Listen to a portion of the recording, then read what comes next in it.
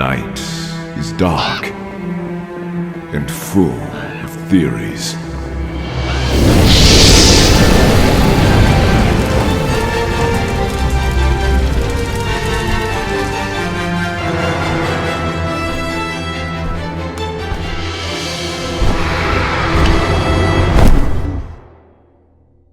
What if Jaime and Cersei were never lovers, Part 2? Let's explore the depths of it in the video. Robert can barely believe what he hears, so the messenger repeats his report. Jaime Lannister is attacking, yet it doesn't make any sense. He should not be able to move his entire army here so quickly, not without attracting attention. However, the man explains that Jaime didn't bring his whole army. From the looks of it, he only brought his sweetest riders, about 2,000 men. All mounted. Still, that is a surprise. Does that fool have a death wish or something? We outnumber 6 to 1. Is he expecting that a surprise would be enough to turn the tide? Don't be foolish, brother. Lord Jaime is too smart to believe he can defeat us with such basic attacks. He's not fighting to win, no. He's only out for blood today, and I'm damn well the same. All troops, prepare for battle. Please do not tell me you mean to engage him in a duel. All right then, I won't tell you. There our fearless king goes again, putting his life in danger and leaving us to make sure we don't lose our sovereign. You heard him.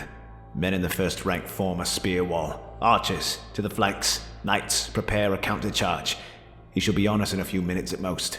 As the army scrambles to get into position, Robert rides at the second line of his army, fronted by a spear wall being hastily assembled.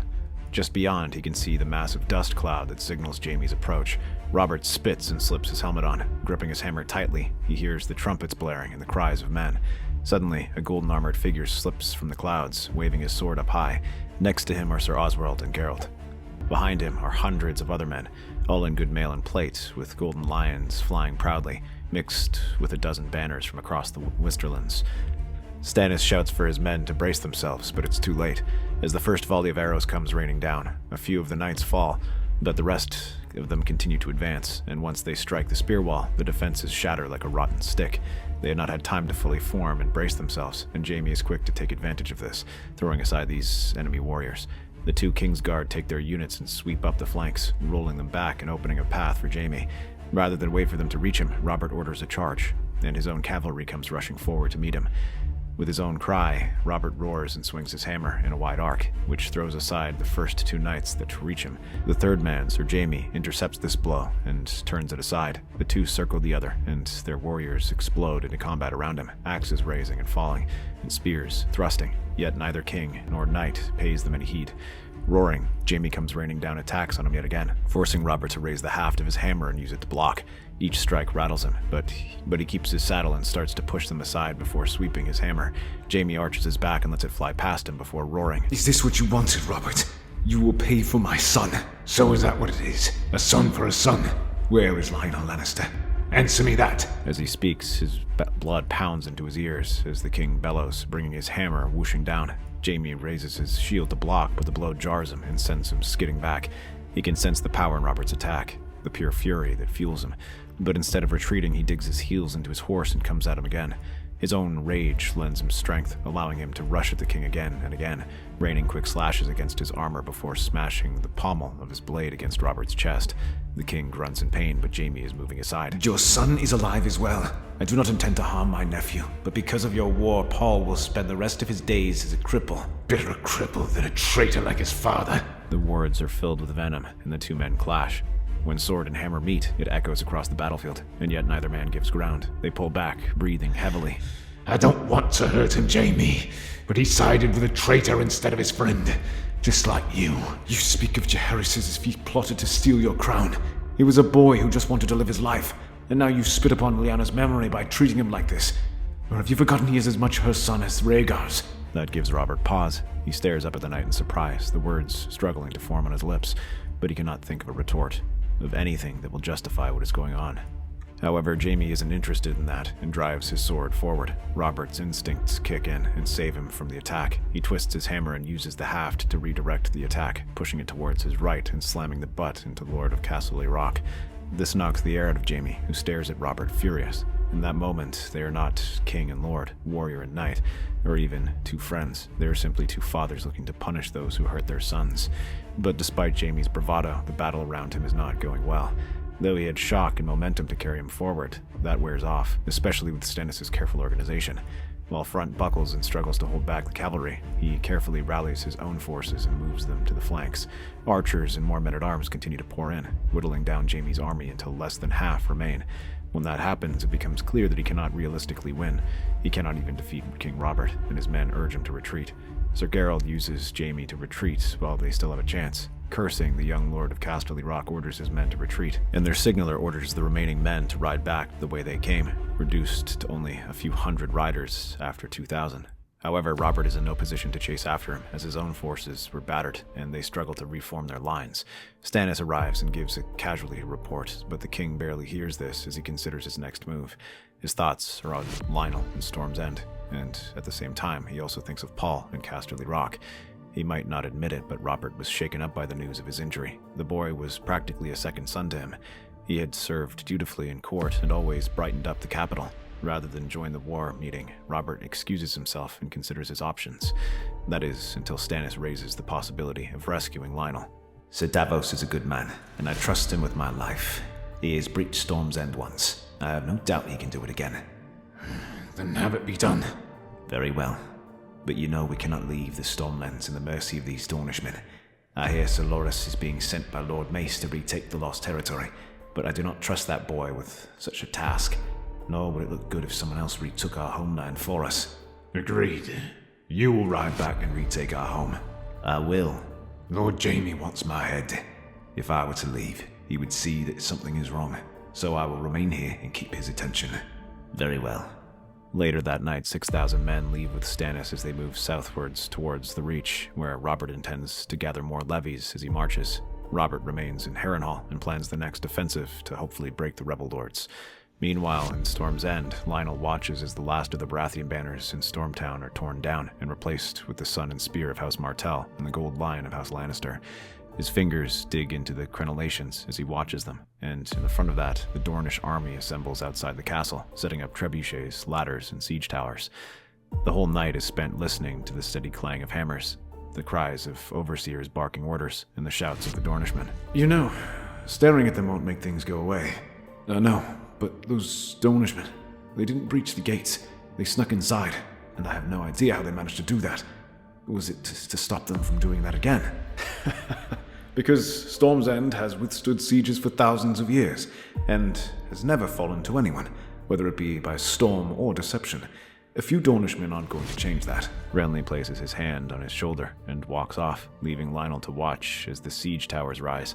But the next day, an assault doesn't come. Instead, a messenger rides forth, a young girl little older than Lionel. Prince Lionel, I am here to speak on behalf of the houses Martell and Lannister regarding your current situation.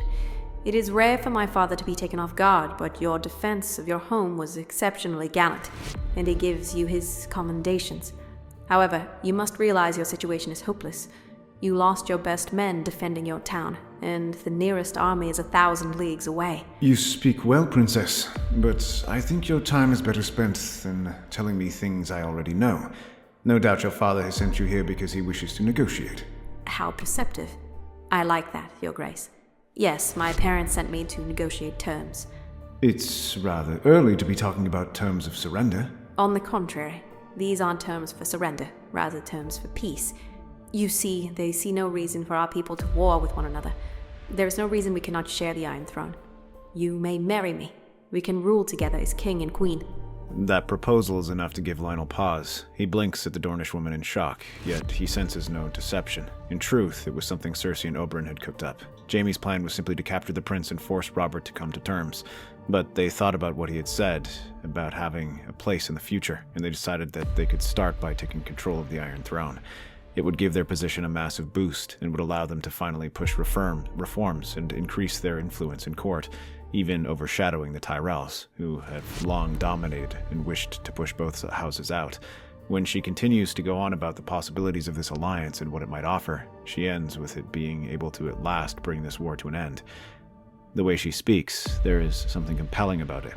The future she offers. Lionel considers it, his mouth opening as he nearly says yes, but even so, his mind is working to consider the actual possibilities of that plan. And then he shakes his head. That is a very generous offer, Princess. But unfortunately, it is not one I can accept. as I must consider the future of my kingdom. I can only serve them if I can select the bride best suited for me. I see. Well, that is unfortunate. But I suppose you can have your pick of brides from your dungeon cell. She offers him one final, rueful smile before turning and marching off in a swirl of gold and orange. Soon enough, the bombardment begins. It starts off as probing attacks, but they grow in intensity with each passing day. Lionel waves his sword and urges his men to stand firm, to help him. Mina also goes around the walls, praising the defenders for their bravery and helping tend to the wounded. Meanwhile, Renly personally leads the garrison in beating back the repeated assaults. 3 nights later, under a moonless sky, a lone ship waits in the hidden cove beneath the cliffs, its sails furled, its captain silent. Davos Seaworth creeps through the Dornish ships and enters through the same hidden doorway he used to bring food to Storm's End so many years ago. Your Grace, the tide favors us. The Dornish won't see a shadow if we leave now. Mina takes her son's hand. Behind them, Renly lingers on the rocks, looking back toward the fortress. He had given them orders to surrender in the morning once they were clear. They set sail before dawn, the sea black and cold beneath the storm clouds. For a few brief hours, it seems they've escaped, but slowly the winds begin to change, reducing their speed as several sleek Dornish trading ships arrive. Davos sees them and curves. He tries to take evasive action, but it is no good. The first volley of flaming arrows slams into the deck. Davos shouts for water, but as the crew works to pull them out, the Dornishmen surround them. From the lead ship, Jaime Sand stands at the prow, daggers in hand as he leaps aboard, cutting down the first men before he can even react. He shouts for his crew to follow as he twirls the knives and rushes along the deck, followed by several more raiders. Renly and the crew hurry to repel these boarders, while Lionel seizes a sword and shield. He manages to cut down the first 2 corsairs who come to him, but Daemon slashes past his bodyguard and offers a mocking bow. Your Grace. He springs forward like a shadow cat, blades flashing in the air. Lionel tries to raise his shield in front of him, thrusting his sword out from behind, but Daemon does not stay still. His daggers plunge through his defenses and stab at his hand. Lionel gives ground and tries to bash his shield against him, but Daemon slides past this attack and cuts the prince at his arm. Cursing, he sweeps his sword back, but the Dornishman is moving low and knocks the prince off his feet. Mina shouts for her son, but rough hands seize her. Renly struggles and is struck down with a blow to the head. Soon, they and the rest of their crew are surrounded and captured as more Dornish ships arrive. The corsairs turn their prows south, bearing the royal captives back toward Sunspear. By the time Stannis Baratheon's column reaches Stormtown, the battle is still ongoing as they fight from street to street, driving the invaders back. Sellswords and Dornishmen tried to form up and meet this assault, but in the end, they retreat south, abandoning their gains in the Stormlands. It doesn't matter, though, as they have already gotten the prize of all prizes. When Stannis hears the name Jaime and Sand, his face hardens like stone. He orders the royal fleet to blockade Dorne.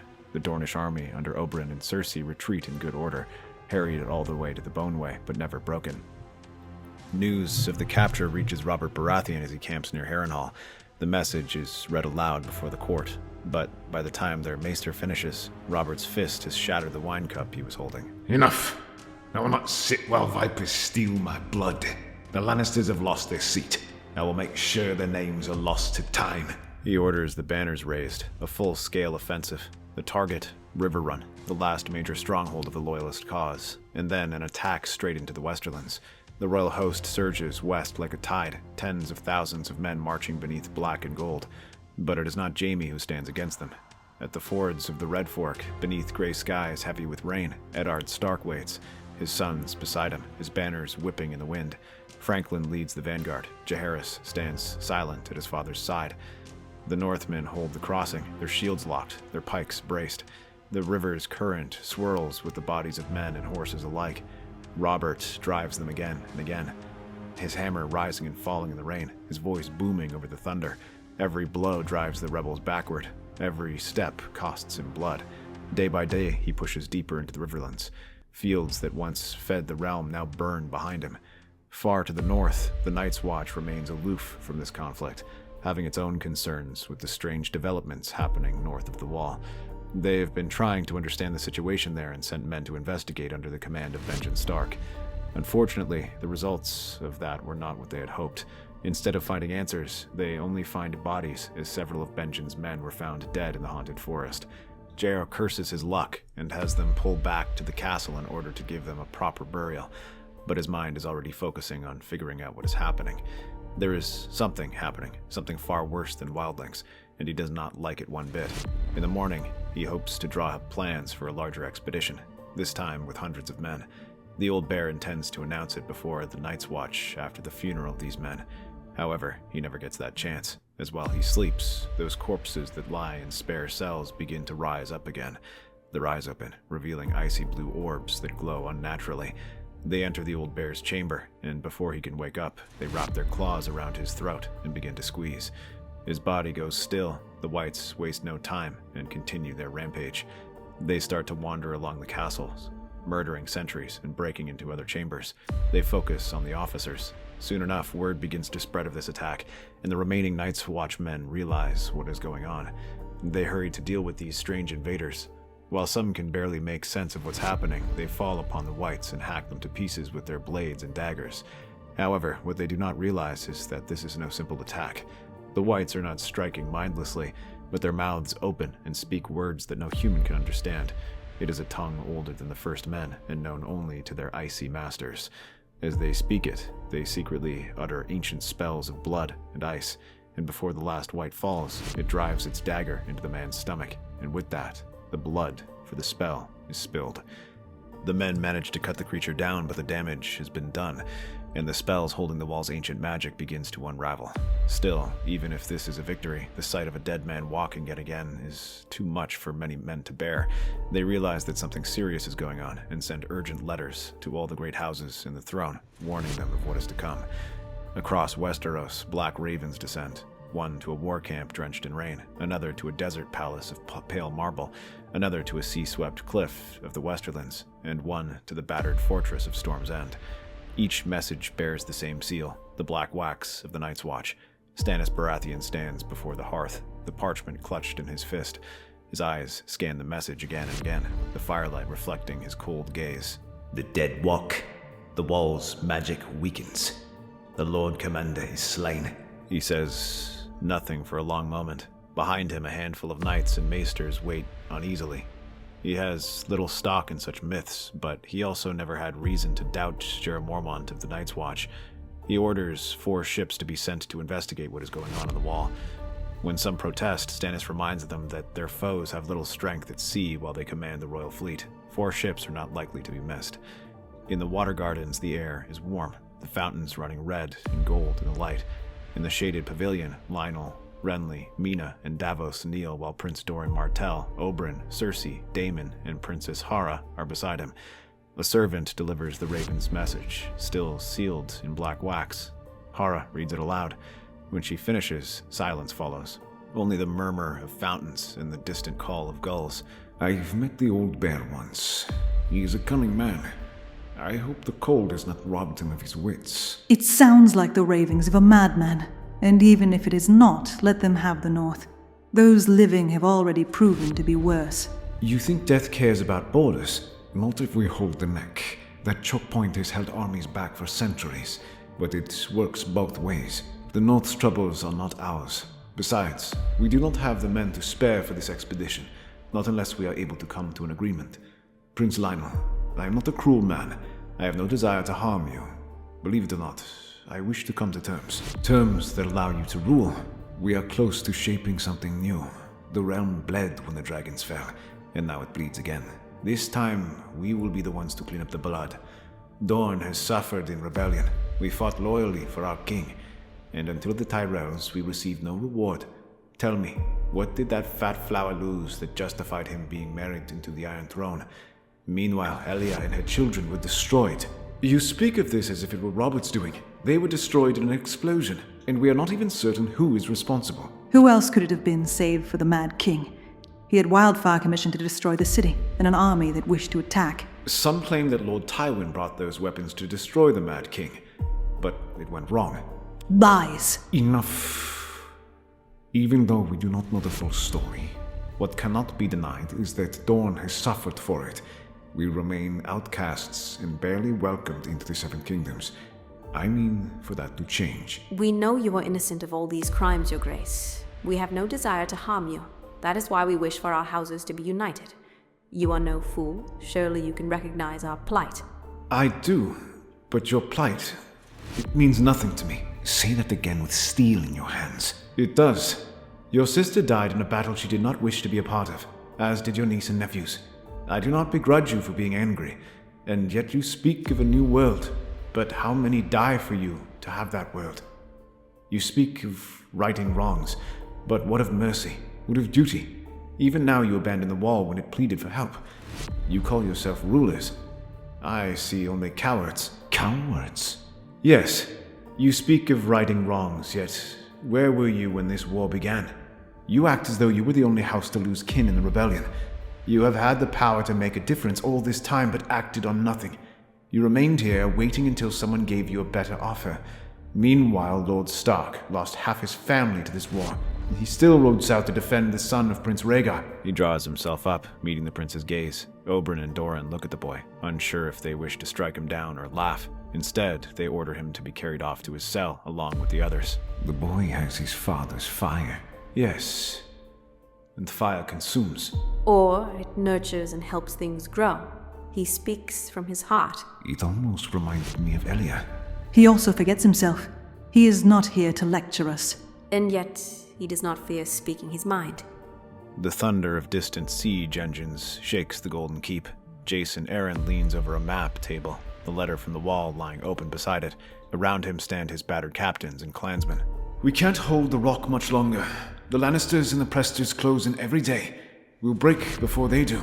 Some suggest retreating to Lannisport. Others say they can make a run for Golden Tooth.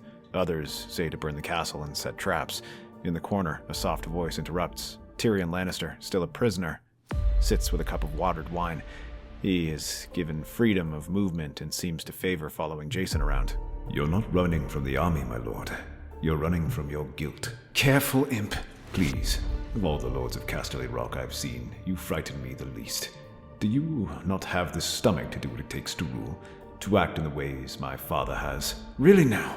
Maybe I should feed you to Shagga, and we'll see if you have a different tune. You may, but that is just another ghost to haunt you. You do not fear the swords of those outside. You fear the swords you've already defeated. My nephew and niece. You know, the nice boy you crippled. Jason's fingers clench into a fist as he crushes the glass in his hand and sends its shards falling to the ground. He lurches to his feet and glares at Tyrion, but the little Lannister only chuckles. Yet that amusement does not reach his face as he looks up at him, and anger flashes in his eyes. Jason orders him sent away as he considers their next move. The clansmen with him glance at their lord, the man they had followed for so long. They have never seen him this uncertain, and as they leave, they offer a few more tentative glances. But once he is alone, the young knight decides to walk towards the tower cell where the prisoners are kept. The guards stand at attention and open the door for him. Inside, Paul Lannister sits by the fire, his arms bound tightly in linen, his once carefree face pale and drawn. A sheet covers his broken legs. Alex stands beside him, her clothes rumpled and her golden hair unkempt. Her eyes watch Jason's every movement. Come to finish what you started? I didn't come to fight, only to speak. You've said enough with your sword. Easy, sister. The man looks half dead already. I suppose that makes two of us. Too soon. I came to ask your forgiveness. Forgiveness? You scaled our walls with savages, set our homes ablaze, and nearly killed my brother. You think words will mend that? No, I don't. But I can't leave this place without trying. When I struck you, when you fell, I thought I'd killed you. I see your face every time I close my eyes. I still do. I see your face whenever I walk these halls, whenever I look out of the balcony. So that's it. You're here to clean your conscience. You didn't mean it, I know. The fight, it was chaos. It happens. No, Paul. It doesn't just happen. I let rage guide me. I thought I was fighting enemies. But when I looked down and saw you bleeding on those stones, I wondered what I was doing here. Paul looks away, staring into the fire. The mask of charm slips. His gaze becomes distant as he breathes heavily. The young man slumps back on his sickbed and closes his eyes. After a moment, there are tears. Do you know what it's like to fall and think for just a moment that you'll never draw breath again? I do now. And I think of it every time I close my eyes. You killed our men, Jason. You shattered what peace was left between our houses. You call that a mistake? You think saying you did your duty will change that? No. But I will work to make this right. Your men are outside and I'm prepared to surrender. and for you to know that I wish it had been me who fell. For a long moment, there is only the crackle of fire. When he emerges, Tyrion is waiting for him by the stairs. He sips his goblet of wine. Jason looks ready to walk past him, but then he stops and pauses. Thank you. I didn't do it for you. My niece and nephews deserve closure. That still raises the question. What shall you do now? When tomorrow comes, I intend to open the gates and surrender. You will do no such thing. If you do that, they will kill you. Sir Presta has likely been ordered by Jaime to do exactly that, and I doubt I will be able to talk him down if he attacks. No, you will take your men and climb down the walls and escape north. The north? That letter was sent for a reason. The Night's Watch aren't known for their sense of humor. They may have exaggerated, but if there's something going on, then you being there can find the truth. And in the off chance that there is something going on, well, then having you around couldn't hurt. Jason looks at him and nods, but as he leaves, Tyrion smiles to himself. He meant what he said, but this would also remove him from the board. Killing Lord Aaron's heir would only cause more turmoil in this war and remove one of the few level-headed people in Robert's court. At least here he won't be able to do much harm. But as things quiet there, the situation in the Riverlands heats up as Robert orders a full-scale assault. The letter from the Night's Watch arrives in his camp just as it does in the others, but Robert dismisses it out of hand. He refuses to even consider it, especially when it means sacrificing his offensive. However, in the Stark camp, Ned is more open to it. Jorah was one of his bannermen, and he knows that he would not make such claims without any truth. So when Jaehaerys offers to ride back with some men, Ned continues the war effort as best he can. He fights defensively, trying to hold on to every strong point he can, every river crossing, but must cede ground as he prepares the defenses in River Run as Robert continues his assault. The king attacks furiously, his rage allowing him to smash through most defenses with ease and cross the Red Fork. Ned holds the center line, his sons at his side. Across the river, Robert's banners surge like a tide of gold and black. The battle is brutal. Franklin's flank crashes into the royal host once they are across, slaughtering them as they try to secure a beachhead. In another crossing, Jaime's cavalry sweeps from the other side, and the Blackfish's men close the jaws of a trap. For hours, the fighting grinds down to chaos, steel on steel, shields breaking, men screaming in the mud. Then, through the smoke, Robert himself appears. His warhammer swings, breaking shields, scattering men. He charges straight toward the Stark banners. Sir Arthur and his companions move to protect him, but Ned orders them to protect their friends. Ned meets him head-on. Their horses collide, their blades clash, and for a moment the years fall away. Robert knocks Ned from his horse, hammer smashing through his shield, sending him sprawling into the mud. He looms over him, breathing hard, rain streaking his face. Yield, Ned. Don't make me kill you. Is that what this is about, Robert? A crown? A boy you've never met? Tell me. Is it your duty you're fighting for, or your hate? Enough. You hid this from me. You lied to me. And now you expect me to shut my ears as if it never happened. I asked you not to let the ghost of your past blind you. You never cared for the throne, not until a Targaryen child lived, and now you call this murder justice. This is so they may not take anyone else. If you truly mean to destroy what's left of that house, then strike. But you'll have to kill me too, because I will not let you murder Lyanna's son. He rides north to investigate the matters of the Wall. For a long moment, neither man moves. The rain beats down, the battle fading around them into silence, and for the first time since the war began, Robert Baratheon hesitates. Prince Doran Martell sits alone. At first, the same letter from the walls spread before him, its black wax seal cracked and curling. The words are short, but they have gnawed at him all night. Still staring at that scrap of parchment, brother. The North's ghosts won't cross the desert. You think so? The wall has stood for 8,000 years, and now its Lord Commander lies dead, and his men plead for help. That is not a small thing. A convenient tale to distract us. The Night's Watch exaggerates its perils. Perhaps, but the boy, Lionel, he did not exaggerate. He seemed to believe them.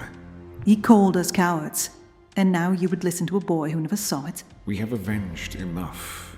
Perhaps it is time we begin forgiving. Forgiving? Do you think the realm will remember mercy? The Baratheons destroy, the Lannisters steal, the North broods. There is no forgiveness, only strength. You speak harshly of your own kin, of your brothers. They stopped being my kin the day Lord Tywin married me off like a broodmare. He married you to me. Surely that must count for something. You consider it a humiliation, but for me it was a happy day. as they have been since our children were born, and I've seen you thrive in our desert. In Dawn, I have been free. More free than I ever was anywhere else. I suppose that is thanks to the two of you.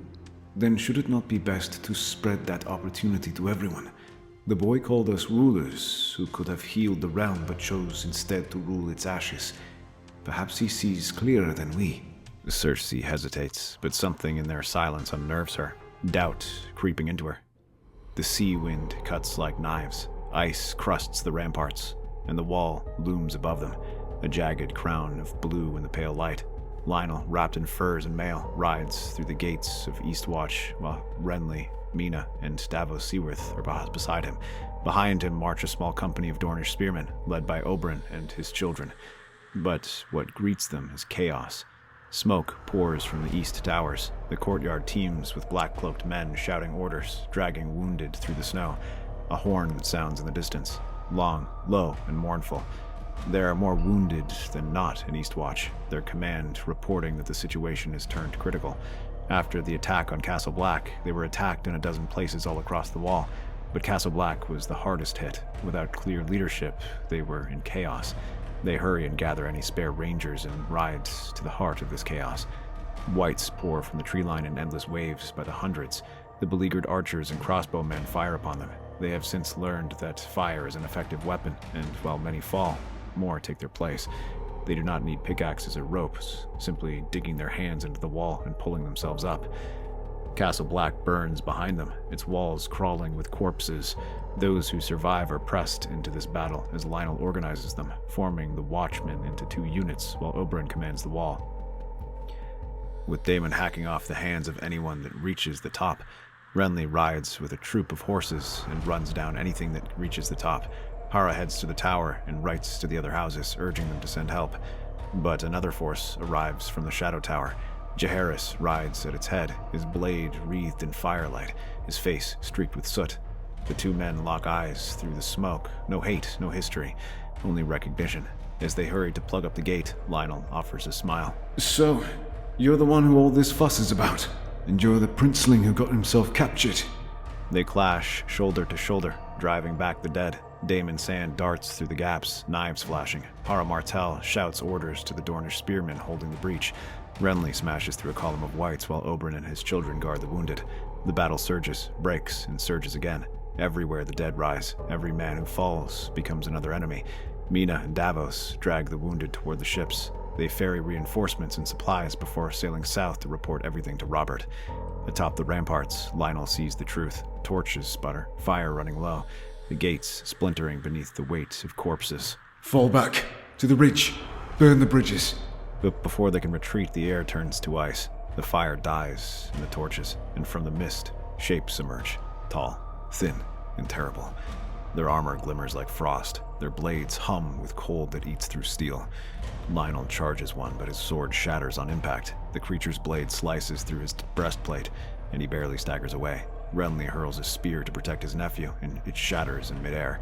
Oberyn's whip cracks, wrapping around one of their icy blades, but the weapon freezes and snaps. Jaehaerys steps forward, eyes burning with fury. A dying watchman throws him Longclaw, its Valyrian steel black as night. He seizes it in both hands and charges. The clash is blinding, frost against fire. Longclaw cleaves through the White Walker's sword, shattering it into mist, and the creature screams as it dissolves into shards of ice. The men around him roar, but their triumph dies quickly as others advance. There are too many. Fall back, now! They retreat through the snow, dragging the wounded, the whites swarming after them like a tide of death. Fire arrows light the sky, streaking through the blizzard, igniting bodies that refuse to stop moving.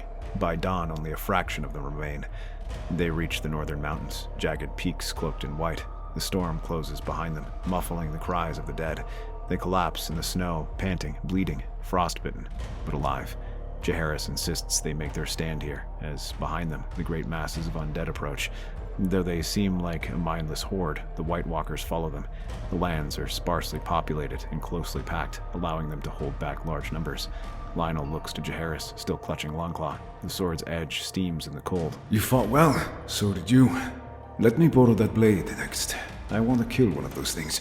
Above them, the wall burns in the distance. The dead have climbed Castle Black. The war of the realm has just begun. Snow falls in great, silent sheets as beneath the shadow of the mountains, the last of the living gather. The survivors of the Watch, the Dornishmen, the Baratheons, and the wild northern clans huddle together in a line of frozen keeps belonging to the mountain clansmen. When they see Lionel and Jaehaerys riding to them, begging for aid, they do not hesitate. The eldest are the first to rise, volunteering to sell their lives dearly while their young escape. These hills have kept our fathers for 10,000 years. If we die here, we die standing. Then we die together. Spoken like a king. The dead come with the storm. The wind screams through the pass as thousands of whites hurl themselves against the wooden palisades. Behind it is a solid shield wall of men. Flaming arrows streak through the night, spears thrust through gaps in the wall. The whites batter against them as Oberyn shouts for them to hold, and then their spears jab forward, taking a dozen whites. They repeat this process again and again until their weapons shatter and men grow too tired to stand. Men shout, burn, fall, and rise again. Jaehaerys leads from the gate, Longclaw cutting arcs of fire through the cold. Lionel fights back-to-back with Daemon and Hara Martell, their blades flashing green with wildfire oil. Every step costs blood, every retreat buys a moment. The first holdfast falls before dawn, the second lasts until the next moonrise. At each, the defenders fight to the last, buying time for the others to fall back deeper into the mountains. Soon, the snow is blanketed by ash and death. By the time they reach the higher peaks, there are fewer than 2,000 left. The rest lie buried under the snow, fled westward, or walk among the enemy. The defenders form a shield wall at the narrow throat of the valley. The Night's Watch stands at its center. The Dornish form the flanks, spears leveled. The mountain clans hold the ridge above, ready with burning pitch. The wind grows still, the horizon moves, an endless wave of whites crawling over the snow, their shrieks echoing through the canyons. The clash shakes the world. Steel meets ice. Fire flares and dies. The living push, fall back, and push again. The air fills with the stink of burning flesh and the screams of dying men. Jaehaerys fights until his arms ache, until his breath turns to blood. Lionel shouts for the lines to hold, but they are breaking. The defenses collapse. The wildfire casks run empty. The last banner falls into the snow. Jaehaerys looks up and sees something moving atop the ridge. And then ropes are thrown down. Figures descend through the snow and smoke, men with fur-lined cloaks, their faces hidden by frost. Clansmen, but not Northmen, those from the Vale. The first is a burly fighter with an axe in each hand. Tell them Shagga, son of Dolph, sent them dead men back to their graves. Timid, son of Timid, has no fear of corpsemen. Burn them and attack. And at the ridge, Jason Aaron rappels down and hands his rope to Lionel. Climb up, losers. We're going fighting. Behind him, Alex follows, her axe red with blood as she cuts down whites clamoring after them. And then Paul Lannister charges through the melee on horseback from the ridge behind them, legs bound in a special saddle provided by his uncle Tyrion. He whoops and looks more alive than ever, swinging his mace around. The charge slams into the undead ranks, scattering them long enough for the survivors to scale the cliff. Jaehaerys hauls Lionel up by the arm. You didn't think I'd miss the end of the world, did you? You've terrible timing, Aaron. He always has. Now try not to die. Otherwise, we came all this way for nothing. With the Lannister and Aaron soldiers reinforcing them, they begin to fortify the last hill as best they can. Below them are the lowlands, where the whites are free to spread out in any direction they reach. Jaehaerys and Lionel fight side by side, their men forming a crescent around the peak. The wildfire barrels are rolling down the slopes, igniting an emerald fire that devours the first wave of whites.